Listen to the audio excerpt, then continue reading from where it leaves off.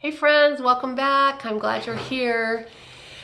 I decided to go for round two, given the fact that there was a lot of positive comments. It seems to be like, it seems to me like there's a need for just a quick little, I think I can do this, I think I can, right? Just keep swimming. My name is Dory. So I just want to give you some tips that will help you just swim. Parenting is hard. As a teacher, we get to say goodbye to those kids after hours of being with them. As a parent, that's not quite possible most of the time. So here we go for another swimming tip from Dory. I was thinking last week as we talked about speaking the language of children. I've been thinking a lot about that this week and going back over some notes, going back over some textbooks as far as what do we talk about with the teachers, right? And one of the things that keeps coming to mind is using clear, concise language with children, which is still speaking their language.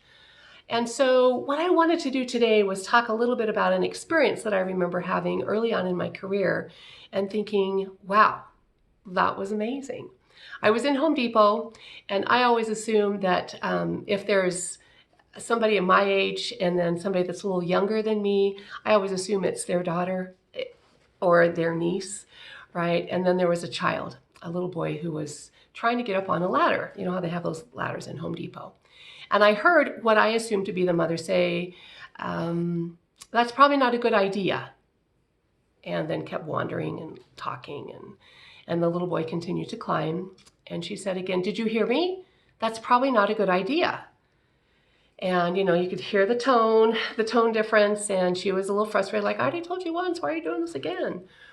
And then the younger girl just stepped in and she said, sweetie, there's a sign right here that says, do not climb. So you can't climb on the ladder, you need to step down. So go ahead and climb on down, I can help you, right? And the child totally did it. And I just thought to myself, isn't that interesting that when we just tweak our words just a little bit so that they're concise and they're clear, they're not vague, they're not faddish, all of a sudden children actually get it, right? And so as we talk a little bit more and think about how can I be more concise and clear as I speak the language of children, that's going to be kind of what we're talking about today for a few minutes. And so one of the things that I think is so important for us who have children in our life on a daily basis is to recognize that when we say things like, that's probably not a good idea, or I'm not comfortable with that, or those things that we're trying to get away from the olden days, right? Where sometimes things that were said to children were quite detrimental. And so we've swung completely the other way, and we try to be so kind and so gentle, and we've kind of confused children by what we say to them. So our goal by having clear and concise wording with children is to be able to say, sweetie, there's a sign that says no climbing on the ladder. So that means you need to get down because it's not safe. So I can help you down or you can come down by yourself, right? There's that choice. And so as I thought about that, I thought, okay, what do we do in the classroom? What do we do at home when we're not speaking, when we're being adultified, as we talked about in the last video? And some of the things that I hear on a regular basis are, we shouldn't hit our sister. We shouldn't hit our sister, right? Rather than saying, stop, your sister's crying, that must hurt her. If you want to use the trike, then you need to ask her if you can use the trike. I can help you, but you need to stop hitting her, right? And so there again, it's concise. What was she supposed to do, right? Stop. What was the alternative? Well, you could ask her if you could use it, but you can't keep hitting her because she's crying. That hurts her. Obviously, it's not always as cut and dry as that, but I think if we can start with that, right? Rather than saying, oh, we don't put the sand out of the sandbox, or we don't put the clothes in the garbage, or we don't, yeah, we do. We're doing it right now, this very instant. We're doing it. And in our adultified mind, we're trying to say it nicely, right? Rather than just saying, sweetie, stop, the clothes don't go in there. If you want to put the clothes, you can put them in your drawer, or if they're dirty, you can put them in the dirty clothes, right? Concise, clear, they understand what they're supposed to be doing with that. Obviously, it's going to depend on the developmental age of the child.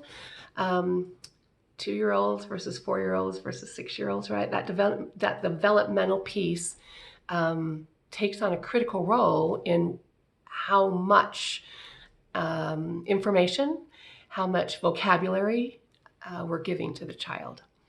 And so as we think about this week, how can we be clear and concise in what we're saying to children so that if it's a hurting situation, we can say stop, right? That's what they need to do.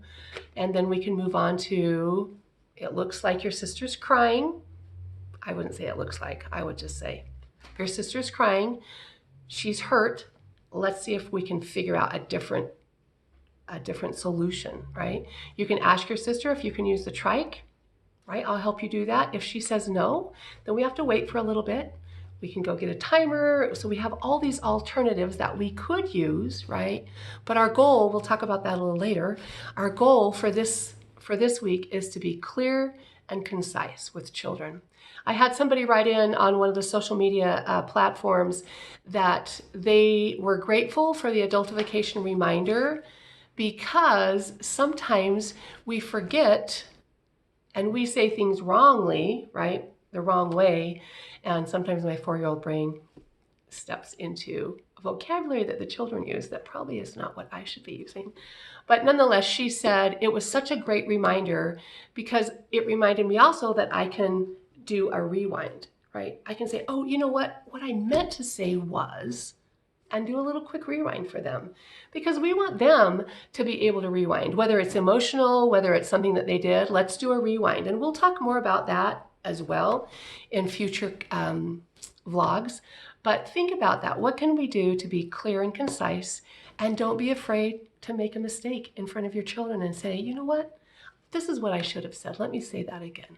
And do it again. Helps them remember that it's okay to make a mistake and that I can correct it right now. Make it a great day, friends. We'll see you next week.